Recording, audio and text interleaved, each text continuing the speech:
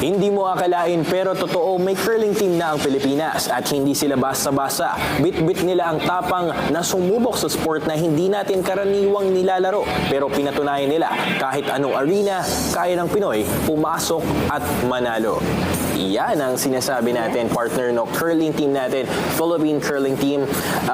Dun pa lang, no? Philippine Curling Team, makikita natin dito sa Pilipinas natin, kumbaga parang ano tayo tropical country tayo pero meron tayong Philippine Curling Team. Yes, at ilan bang nabulsa nating medalya dito sa Asian Winter Games, partner? 2 gold medals. 2 gold medals. Wow. At dun sa 2025 Asian Winter Games, talagang makasaysayan ito hindi lamang sa buong Asia, kundi para sa Pilipinas din dahil alam mo, walang nag-expect, partner. Walang nag-expect na magkakaroon tayo ng gold medal dito sa Asian Winter Games. And itong ginawa ng Philippine Curling Team natin, talagang makasaysayan para sa Pilipinas. And naalala ko, no, pagpasok pa lang ng taon, no, parang buenamadong medalya to para sa Pilipinas. Yes, Around January, February ba tong Asian Winter Games natin, no?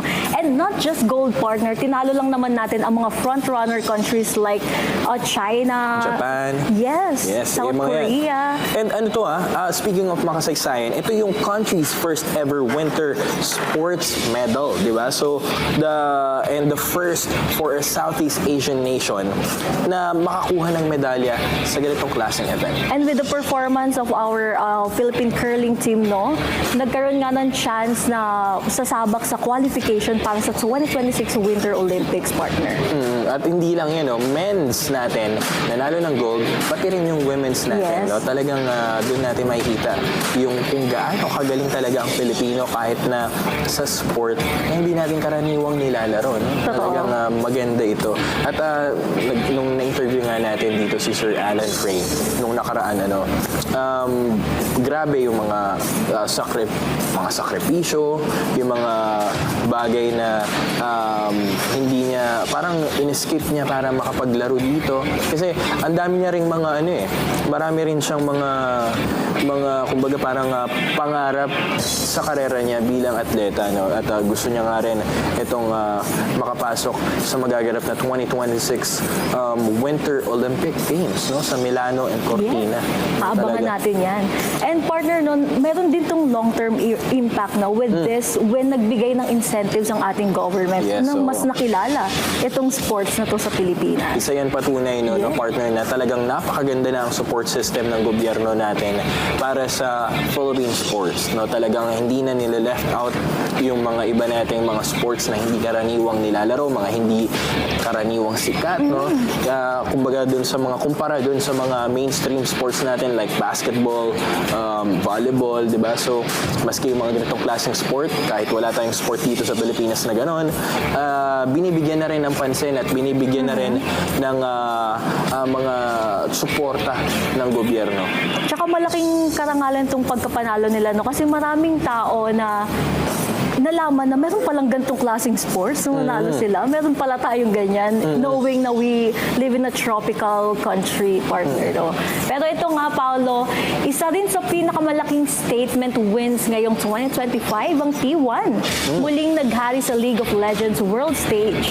Sa laki ng pressure, expectations, at spotlight, sila rin ang nag-deliver ng championship form. Kaya pasok sila sa ating top 5 sports stories of 2025. A year where T1 proved again sila ang tunay na kings of lore. Yan, partner, T1. It is a Korean League of Legends team. Ano ba to, partner? Ano ba tong bakit sila napasok dito sa ating top stories? Nako, sila lang naman ang first ever three-peat sa LOL. That's 2023, 2024, and 2025. And, you know, it's really good.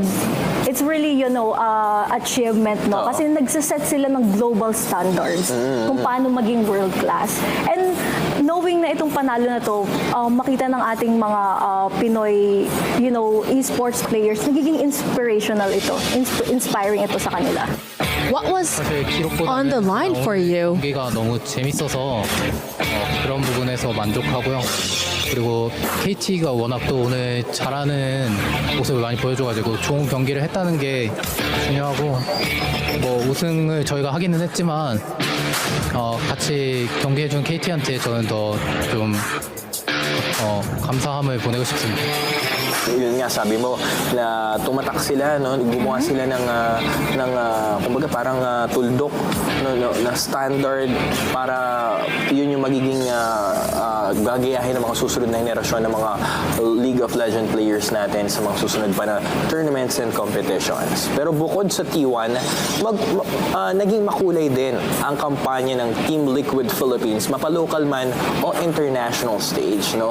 Kaya naman nakita natin Team Liquid Philippines talagang standout sila ngayon dahil tinalo nung MPL Season 15, sila ang naging kampiyon nung tinalo nila ang Onyx Philippines sa isang 7-game Grand Finals, no? 4-3 ang score nila doon. Nakita natin kung mapapanood mo, partner, yung naging laban ng Team Liquid at Onyx Philippines, talagang dikdikan, talagang dikita ng laro, talagang lahat ng koponan dalawang koponan ayaw magpatalo. So talagang napakaganda ng laban na yun at yun yung maraming parang mas sumikat pa yung ML dito sa Pilipinas dahil doon. And bukod dyan, no, kampiyon din sila sa MSC 2025 Mid-Season Cup, no? International tournament naman. Sa Riyadh. Saudi Arabia. And tinalo nila itong defending champion, Selangor Red Giants, 4-1, partner. Nako. And biruin mo yung napanalo na nila ditong prize money is $1 million. Oh, wow, talaga. Wow. Diba? So, ikaw ba, partner, anong gagawin mo doon kung mananalo ka ng ganun? Nako, i-invest ko. I-invest. Tama yan, partner. Ganun din ang ginawa ng Team Onyx, ng Team Liquid Philippines, no? Nire-invest nila sa mga players nila para mas lumaki pa, mas palawigin pa yung sport nila at sumali sa mga iba-ibang mga international competitions. And speaking, partner dun sa kanilang MSC title run, back-to-back champion din ng Team Liquid Philippines dito sa naganap na Season 16 ng MPL Philippines. No, talagang makikita natin, tinalo nila ang Aurora Gaming 4-0 sa finals. Talagang, di ba, hindi na nila pinaabot ng dikdikan na laban. Talagang 4-0 sweep na sa finals. Ito, tinalo nila ang Aurora Gaming. And grabe yung team chemistry kasi nila, partner, and yung combination, no? Pang world class talaga yung victory. And malaking factor nandun nga si Oheb, si Carl Tizzy, Yes, you know, two-time world champion and 2 SEA Games gold medalist, no, si Carl Tizzy. And bukod dyan, of course, si Sanford, Sanji. Di ba? Grabe yung team chemistry na binibigay nila na nakapagdulot nga nitong victory na to.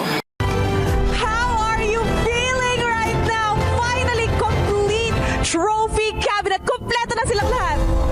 Sobrang saya ko lang po talaga ngayon. Talagang hindi ko ma-explain yung feeling pero kakaiba to sa mga past tournaments.